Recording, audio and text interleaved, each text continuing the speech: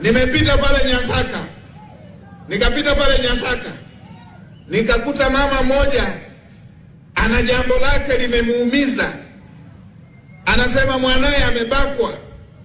Mama analia, wakawepo viongozi ambao wamemzuia hapo, ameshafikisha na kwenye serikali ya kijiji, wanamkinga, akitaka kwenda kwa DC wanamkinga, akitaka kwenda kwa mkuu wa mkoa wanamzonga, wanafunika. Na asingesema wamemzuia kwenda asingesema mwenyekiti yule amemsikiliza, wamemzuia na mwenyekiti kwenda ngazi ya juu, wamemkinga asiende kwa RPC, wamemkinga asiende kwa mkuu wa wilaya, wamemkinga asiende kwa mkuu wa mkoa. Ningewafukuza wale wote pale leo waliofanya.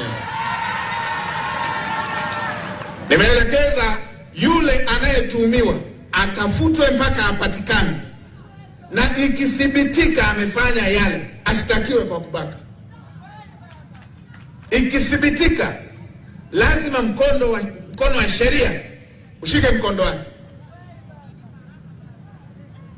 Na nimesema yule mama hakikishiwe usalama, na mkuu wa mkoa fuatilia wale waliokuwa wanakinga jambo hili, wanafunika mama yule asipate haki yake.